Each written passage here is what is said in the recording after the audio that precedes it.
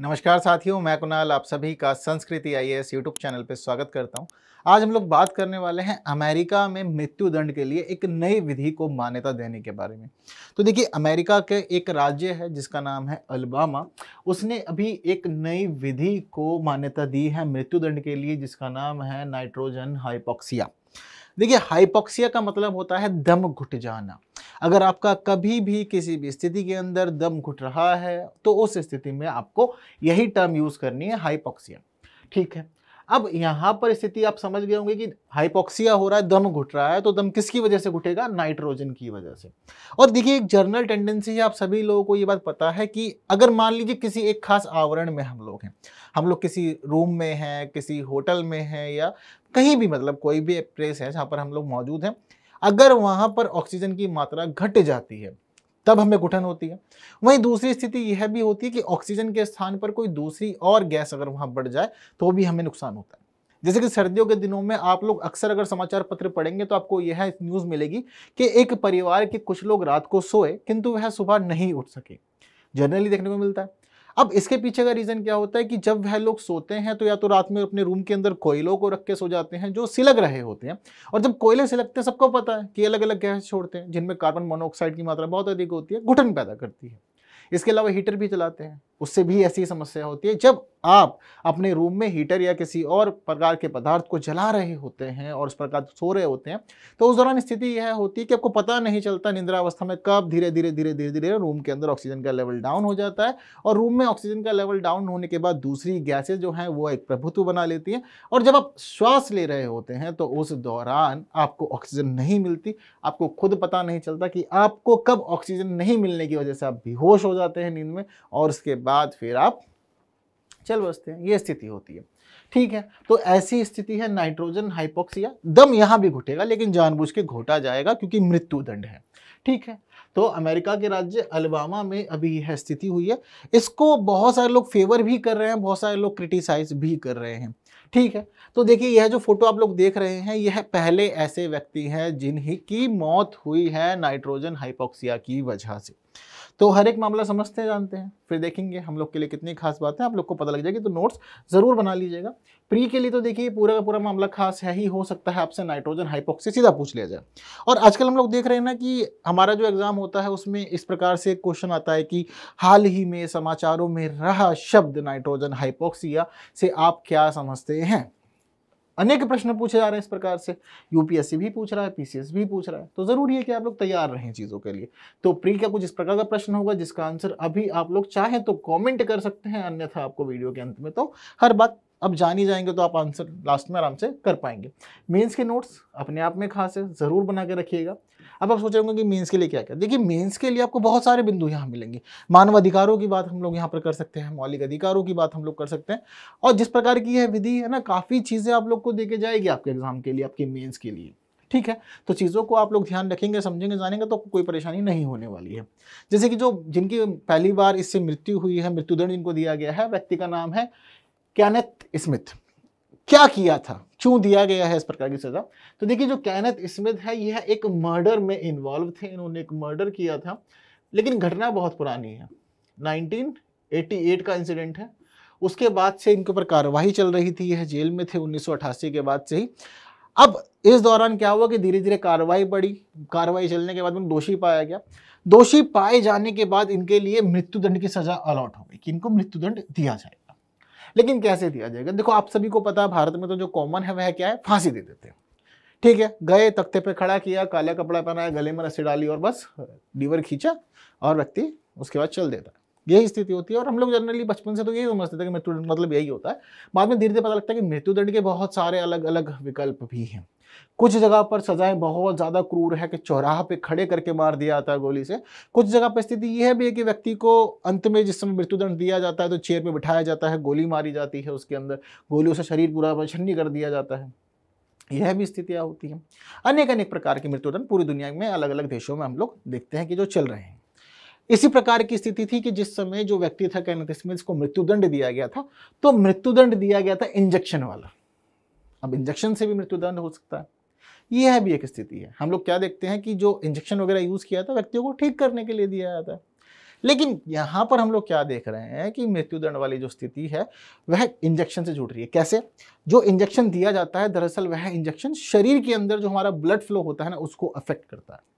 या तो वह धीरे धीरे जमने लगता है या फिर वह बॉडी को बहुत ज़्यादा सॉफ्ट बना देता है, हमारे जो जितनी वेन्स वगैरह हैं उनको सॉफ्ट करता है। और इन सभी चीज़ों के बाद जो एक जनरली कॉमन फैक्टर दिखाता है वो दिखाता है हार्ट के साथ में। जब कभी भी इस प्रकार के इंजेक्शन दिए जाते हैं तो यह चीज़ों को अफेक्ट करते हैं और अफेक्ट करने के बाद में दिल में एक छोटा सा झटका लगता है, इसको हम लोग हार्ट अटैक कहते हैं। और जब हार्ट अटैक आता है तो व्यक्ति इंजेक्शन से उस हार्ट अटैक को प्राप्त करता है और व्यक्ति फिर चल देता है। इस प्रकार की घटना होती है। यह जो व्यक्ति थे केनेथ स्मिथ, इसको भी दिया गया था इसी प्रकार से एक मृत्युदंड। 2022 में कहा गया था कि इंजेक्शन से व्यक्ति को मृत्युदंड दे दिया जाए।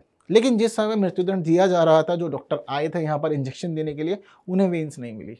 यानी कि जिस प्रकार से इंजेक्शन यहाँ पे देना था, ढूंढा, काफ़ी देर मशक्कत हुई, लेकिन अंततः पूरा प्रयास विफल हो गया। जब प्रयास विफल हुआ फिर मामला कोर्ट में गया। कोर्ट में जाने के बाद भी फिर उन्होंने सोचा कि अब क्या किया जाए। तो फिर एक नई चीज़ के ऊपर सोचा जाना गया। दरअसल जिस राज्य की हम लोग बात कर रहे हैं, अलबामा की, यहाँ की स्थिति यह है कि इन्होंने वर्ष 2018 में नाइट्रोजन की जो स्थिति थी मृत्युदंड वाली, उसको मान्यता दे दी थी। ठीक उसी प्रकार से क्या हुआ था कि अब तक कोई भी प्रयोग नहीं हुआ था। जो केनेथ स्मिथ है यह पहले ही ऐसे व्यक्ति हैं जिनके साथ यह प्रयोग हुआ है और उन्हें इस प्रकार से मृत्युदंड दिया गया है। ठीक है, यह 4 दशकों में एक नई खोजी गई विधि है मृत्युदंड की, क्योंकि पिछली बार जो स्थिति थी वह 1982 की थी, जब मृत्युदंड के लिए घातक इंजेक्शन के उपयोग को मान्यता दी गई थी और इससे बहुत लोगों को मृत्युदंड दिया भी गया है। ऐसा नहीं है कि नहीं दिया गया है। तो अब स्थिति यही है कि 4 दशकों के बाद लगभग 1982 से सीधा आप लोगों ने अब 2024 में एक नई विधि हम देख रहे हैं कि यहाँ पर चल रही है। पहली बार प्रयोग हुआ है। 2018 में हो गया था कानून वगैरह, लेकिन नहीं हो पाई थी चीज़ें। पहला प्रयोग उन्होंने अब किया है जाकर के। और ऐसा नहीं है कि 2018 में मान्यता दी गई थी तो केरल अलबामा था। इसके अलावा 2-3 और भी राज्य थे अमेरिका के अंदर जिन्होंने इन चीज़ों को मान्यता दी थी। जल्द ये माना जा रहा है कि इन सभी को भी अब हम देखेंगे कि इसका उपयोग यह कर रहे हैं।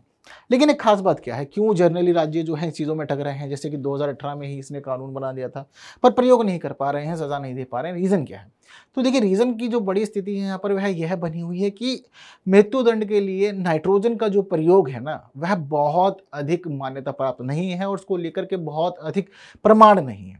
ऐसा नहीं कि मतलब बहुत सारी चीज़ें हों अपने पास में जो यह चीज़ों को प्रूफ कर सके कि हाँ यह वैध है, मानवीय है, वगैरह वगैरह। तो ऐसी बहुत सारी रिसर्चेज नहीं है। तो जब रिसर्चेज नहीं है तो सबूतों के अभाव में या शोध के अभाव में चीज़ों को आगे नहीं बढ़ाया जा पा रहा है ठीक प्रकार से। ठीक है, इसको लगातार राज्य में आलोचनाओं का सामना भी करना पड़ रहा है। वर्तमान में 50 अमेरिकी राज्यों में से 27 में मृत्युदंड कानूनी है। 7 राज्य कहते हैं कि फांसी नहीं दी जानी चाहिए। और संघीय स्तर पर यानी कि अमेरिका की जो फेडरल स्थिति है वहां पर कभी भी किसी भी व्यक्ति को फांसी नहीं दी जा सकती है। अगर फांसी की सजा दी जाएगी तो राज्य सरकार ही देंगी, या जो राज्य स्तरीय कानून है वह देगा, या राज्य स्तरीय न्यायालय देगा। ठीक है, जो संघीय न्यायालय वहां पे वह इस प्रकार की सजा नहीं दे सकता। लेकिन अमेरिका की जो सेना है वहां पर उन्होंने यथावत व्यवस्था को बनाए रखा हुआ है कि हाँ रखेंगे अपने लिए मृत्युदंड की प्रणाली, क्योंकि सेना में अगर कोई दगाबाजी करता है, कोई धोखा करता है तो उस जगह पर हमको यह सब चीज़ें लागू करनी होगी ताकि आगे दोबारा ऐसा इंसिडेंट ना हो। लेकिन जो सामान्य स्थिति है वहां पर हम देखते हैं कि फेडरल जो सिस्टम है वहां पे केंद्रीय स्तर पर या संघीय स्तर पर यह चीज़ें नहीं है, राज्य स्तर तक ही यह सब कुछ सीमित है और राज्य ही निर्णय लेते हैं कि क्या क्या कैसे कैसे रहेगा। आप सभी को पता है कि अमेरिका की स्थिति अलग है। राज्य अपने आप को अधिक प्राथमिकता देते हैं, अपने आप को अधिक वरीयता देते हैं, अपने उनके पास कानून है विशेष। सब राज्यों में अलग अलग कानून है। हालांकि संघ बनाने के लिए उन्होंने केंद्रीय स्तर पर भी समझौते कुछ किए हुए हैं, लेकिन राज्य स्तर पर जो कानून है, जो व्यवस्था है, उसको वरीयता अधिक दी जाती है। ठीक है, इतनी चीज़ें क्लियर हैं आप सभी लोग को? ओके। तो इसके साथ साथ आप लोग को यहाँ पता चलना चाहिए कि दरअसल ये चीज़ें क्या क्या हुई थी। तो देखिए, जिस पूरे सिचुएशन की हम लोग बात कर रहे हैं उसका नाम आप लोगों ने जान लिया, नाइट्रोजन हाइपोक्सिया। अब इसमें होता क्या क्या है, बाकी चीज़ें राज्य में जान लिया, अब समझते हैं इसमें मामला क्या था। तो देखिए, यह जो व्यक्ति था, इस व्यक्ति को लेके गए एक रूम के अंदर। ठीक है, अब आप लोगों ने देखा होगा कि जब कभी भी किसी व्यक्ति को हॉस्पिटल में ऑक्सीजन की समस्या होती है तो उसके लिए हमने एक खास प्रकार की जो है ये पाइप वगैरह होते हैं, मास्क होता है, इसका प्रयोग करते हैं। हॉस्पिटल में सभी के पास में इस प्रकार का सिलेंडर होता है ऑक्सीजन वाला, और जब व्यक्ति को सांस लेने में दिक्कत होती है, ऑक्सीजन लेने में दिक्कत होती है, तो यह मास्क लगा दिया जाता है, उसके माध्यम से ऑक्सीजन प्रोवाइड की जाती है ताकि कोई दिक्कत परेशानियां ना हो। अब इसी पूरे के पूरे सिस्टम का ही यूज किया जा रहा है नाइट्रोजन हाइपोक्सिया के अंदर। किस प्रकार से? तो देखिए, आप सभी को पता होगा कि हॉस्पिटल के अंदर बेड्स जो होते हैं उसी बेड को यूज करते हैं। उस बेड पे जो व्यक्ति होता है जिसको सजा मिली है उसको लिटा दिया जाता है, और लिटाने के बाद में बांध दिया जाता है। उसके दोनों हाथ बांध दिए जाएंगे, उसके पैर बांध दिए जाएंगे, उसके बाद में उसके फेस पे यह मास्क लगा दिया जाएगा और फेस पे मास्क लगा देने के बाद नाइट्रोजन गैस ओपन कर दी जाएगी। तो इस दौरान क्या होगा कि जब व्यक्ति सांस लेगा, सांस तो देखो नहीं रोक सकता, और रोक भी लेगा तो कितनी देर के लिए रोक लेगा। हर इंसान ऐसा नहीं कह सकता ना कि मैं मौत को टक से छू के वापस आ सकता हूँ और मैं काफ़ी देर तक सांस रोक सकता हूँ। और कितनी भी देर सांस रोक लोगे, इनके पास नाइट्रोजन बहुत है, सरकार के पास छोड़ देंगे। हमारे वायुमंडल में भी भाई बहुत अच्छी खासी मात्रा है इसकी, ऐसा नहीं है कि वायुमंडल में भी नहीं है, वायुमंडल में भी अच्छी खासी मात्रा इसकी मौजूद है। ठीक है, कितनी परसेंट है कमेंट करो ज़रा, देखते हैं कितने लोग को पता है इस बारे में। चलिए, तो क्या होगा कि जिस समय नाइट्रोजन गैस को ओपन किया जाएगा तो व्यक्ति के पास सीधा शुद्ध मात्रा में नाइट्रोजन पहुंचेगी और जब वह सांस लेगा तो उसको ऑक्सीजन नहीं मिलेगी, और जब ऑक्सीजन नहीं मिलेगी तो फिर दम घुटेगा, और दम घुटेगा तो धीरे धीरे मृत्यु हो जाएगी। हालांकि ऐसा माना जाता था कि यह विधि जो है बहुत अधिक सरल है और बहुत अधिक परेशानी इसमें नहीं होती है, कुछ सेकंड्स में व्यक्ति बेहोश और कुछ मिनट्स में व्यक्ति की मृत्यु हो जाती है, ऐसा माना जाता था। लेकिन जिस व्यक्ति को पहली बार इस प्रकार के परीक्षण से गुजरना गया, वहां पर स्थिति बहुत अधिक उलट गई और मामला बड़ा गड़बड़ में आ गया। स्थिति क्यों गड़बड़ हो गई थी? क्योंकि जो केनेथ स्मिथ है उसकी स्थिति यह हुई कि शुरुआत में जब उसको नाइट्रोजन गैस दी गई वह बहुत अधिक झटपटाया। अब झटपटाया कोई भी, लेकिन सबको लग रहा था कि कुछ मिनटों में काम हो जाएगा, लेकिन लगभग 20 मिनट से ज़्यादा पूरी प्रक्रिया चली और 20 मिनट तक वह व्यक्ति तड़पता रहा दर्द से। जिस दौरान वह चीज़ों तड़प रहा था तो उस दौरान जिस गरनी पे उसको, जिस बेड पे उसको लिटाया गया था उस पे से भी काफ़ी ज़्यादा आवाज़ आ रही थी, वह भी मतलब वहाँ पे काफ़ी ज़्यादा मतलब हिलता डुलता आदमी हर एक प्रयास करता है कि मैं बच जाऊँ, क्योंकि कहते हैं ना कि मरता क्या नहीं करता, तो उसने पूरा प्रयास किया था, लेकिन उन सबके बावजूद लगभग 20 मिनट से ज़्यादा वो तड़पा और जितने लोगों ने उसको लाइव देखा उन सबकी रूह भी काँप गई कि इस प्रकार की सज़ा काफ़ी ज़्यादा दर्दनाक है। अब जब सब चीज़ें हुई तो उसके बाद फिर आप सभी को पता है कि आलोचना होगी, तो आलोचना की गई, बहुत सारे लोग लगातार इन चीज़ों की आलोचना कर रहे हैं, आपको पता होना चाहिए। तो देखिए, आलोचना की जा रही है, पहली बात तो यह क्रूर और असामान्य सज़ा है, बहुत ज़्यादा दर्द से गुजरना पड़ रहा है।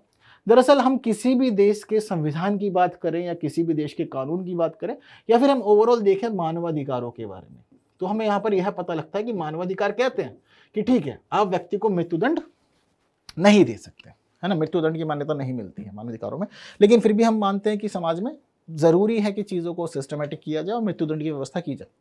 पर किस प्रकार का मृत्युदंड? तो मानवाधिकारों के हवाले से ही चीज़ें यह निर्धारित की गई कि मृत्युदंड दिया जाएगा, लेकिन दर्द रहित होना चाहिए। ऐसा नहीं कि मतलब व्यक्ति बहुत ज़्यादा तड़प रहा है, बहुत ज़्यादा परेशान हो रहा है और प्रक्रिया अमानवीय है। तो इस चीज़ों को ध्यान रखते हुए यह सभी लोग क्रिटिसाइज करने की क्रूर प्रक्रिया आप अपना रहे हैं, व्यक्ति बहुत अधिक तड़प रहा है और इस प्रकार से व्यक्ति तड़पेगा, परेशान रहेगा तो चीज़ें काफ़ी ज़्यादा लंबी खिंचेगी और ऐसा नहीं होना चाहिए। असामान्य और अमानवीय प्रक्रिया के रूप में इसको फिलहाल वर्णित किया जा रहा है। प्रकृति के विरुद्ध मान रहे हैं कि चीज़ें गलत हैं बहुत ज़्यादा। इसके साथ साथ अल्प प्रमाण, यानी जितनी भी शोध वगैरह हुई हैं वह शोध नहीं मानती कि यह एक बहुत अधिक सफल या ठीक विधि है। बहुत अधिक सबूत भी नहीं है या बहुत अधिक इसको लेकर के कोई रिसर्चेज नहीं है जिसको लेकर के क्लियर किया जा सके कि हाँ मामला ठीक हो सकता है। निवारक के रूप में कार्य करने में अक्षम। अब क्या होता है कि जब कभी भी कोई भी सरकार जो है वह कानून बनाती है तो कानून के देखो दो प्रकार के उद्देश्य होते हैं। पहला उद्देश्य यह होता है कि नागरिकों को सजा देना, और बहुत सारी सरकारें यह मानती है कि हम नागरिकों को न्याय देना चाहते हैं, हम सजा नहीं देना चाहते हैं। ठीक है, इसी बीच जो मुद्दा छुपा होता है वह यह होता है कि कानून बनाने का अर्थ इतना ताकि एक सभ्य समाज का निर्माण हो सके, सभ्य समाज का सृजन हो सके जिसके अकॉर्डिंग किसी को परेशानी ना हो और कोई भी व्यक्ति दूसरे की स्वतंत्रता में या दूसरे के अधिकारों में हस्तक्षेप ना करे। इस प्रकार की एक व्यवस्था चाहते हैं सभी लोग। तो इसीलिए क्या होता है कि यह माना जाता है कि कठिन या कड़ी सजा का जो परिभाषा दी जा रही है या फिर उनकी जो स्थापना की जा रही है तो उसका उद्देश्य होता है निवारक के रूप में प्रयोग करना। यानी कि बस लोग डरे, वो डर के रहें कि ऐसा ऐसा कानून है, अगर हम ऐसा ऐसा काम करेंगे तो हमें सजा मिलेगी, तो लोग डरे, निवारक के रूप में वह काम करें, इससे अधिक कुछ भी और ना हो। यदि इतना हो जाता तो भी ठीक है। इसके अलावा समाज पर प्रभाव, देखो इस चीज़ों से हम सोचते हैं कि समाज चीज़ों को समझेगा, जानेगा, पर बहुत अधिक लाभ हम देखते हैं कि नहीं मिल पा रहा है। नस्लीय और आर्थिक पूर्वाग्रह, अमेरिका में स्थिति आज भी गोरे काले वाली है, तो वहाँ पर यह माना जाता है कि अगर कोई काला व्यक्ति होगा तो उसको अधिक दर्दपूर्ण से सजा होगी वह दी जाएगी। गोरे व्यक्ति के लिए ऐसे प्रावधान नहीं होते। वहीं व्यक्ति अगर अमीर है तो उसके लिए सजा जो होगी वह हल्की होगी, उसको दिक्कतें कम दी जाएंगी, और यदि व्यक्ति गरीब है तो भी उसको अधिक परेशान किया जाएगा। इस प्रकार की चीज़ें भी जो होती हैं वह सजा के निर्धारण में वहाँ भूमिका निभाती हैं। पर बहुत सारे लोग कहते हैं कि होना चाहिए। क्यों होना चाहिए? क्योंकि यह माना जाता है कि जब अपराध बहुत अधिक जघन्य है तो उसके अकॉर्डिंग सजा भी जघन्य होनी चाहिए, बहुत दर्दनाक होनी चाहिए, व्यक्ति को पीड़ा होनी चाहिए, ऐसा लोगों का मानना है। जो पीड़ित परिवार है, देखो एक तरफ हम हमेशा देखते हैं कि जैसे कि एक व्यक्ति था, इसने मर्डर किया, एक परिवार के बच्चे का मर्डर हो गया, तो जो पीड़ित परिवार है वह बहुत अधिक दुखी है। आप उसके दुख की बराबरी नहीं कर सकते, उसने अपने परिवार का एक सदस्य खो दिया। तो यह माना जाता है कि जिस दर्द से वह गुजरा है तो उस दर्द से हम भी गुजरें। लेकिन यह बात भी ध्यान रखना कि an eye for an eye will make the world blind. तो इन चीज़ों से भी बचना है, ठीक है ना। जब आप आंसर लिख रहे हो संतुलित आंसर लिखना, चीज़ें गड़बड़ कर दोगे, एक तरफ ही अधिक झुका दोगे तो भी दिक्कतें हो जाती हैं, ठीक है। इसके अलावा अपराधों की रोकथाम में महत्वपूर्ण हो सकता है ये, ऐसा मान रहे हैं बहुत सारे लोग का ये है कि निवारक के रूप में ये प्रयोग करेगा, लोग डरेंगे इससे और अपराध नहीं करेंगे, और हम सोचेंगे, जानेंगे, समझेंगे आने वाले समय में कि हमारे समाज में या देश में अपराध कम हो गए हैं, जो कि एक अच्छा हम लोग सभी के लिए कि मानदंड हो सकता है इसको स्थापित करने के लिए। तो इस प्रकार की चीजें हैं जो पक्ष में भी प्रस्तुत की जा रही है। हालांकि अंततः निष्कर्ष के रूप में आप लोग का क्या कहना है, वास्तव में यह चीजें होनी चाहिए और इस प्रकार की सजा दी जानी चाहिए, या फिर हम लोग इस प्रकार की सजा दिए बिना भी समाज को सुधार सकते हैं और एक अच्छी व्यवस्था सुनिश्चित कर सकते हैं? आप लोग क्या मानते हैं, ये बात मुझे कमेंट में जरूर बताना है। साथ साथ आप लोगों के पास यह काम भी है कि आप कमेंट में मुझे इस प्रश्न का आंसर भी बताएंगे। अब तो चीजें आप लोगों ने समझ ली ना, अब मुझे लगता है कोई दिक्कत नहीं होगी, तो आंसर जल्दी से इसका भी कमेंट कर दीजिए। मेंस के लिए जिस प्रकार से मैंने कुछ चीज़ें बताई हैं तो बिल्कुल नोट्स बनाइएगा और चीज़ों को सिस्टमेटिक कर लीजिएगा। हम लोग अगली वीडियो में मुलाकात करेंगे कुछ नई बातों के साथ, और आप लोग के पास यह भी जिम्मेदारी रहेगी कि वीडियो को बाकी साथियों तक शेयर करना है, ताकि वह भी चीज़ों को पढ़ जान सके, और साथ साथ वीडियो को लाइक के बिना भी नहीं जाइएगा। हाँ, आपको आंसर चाहिए तो देखिए आप लोग की स्क्रीन पर है, उम्मीद करता हूँ कि आंसर आप लोग का सही रहा होगा।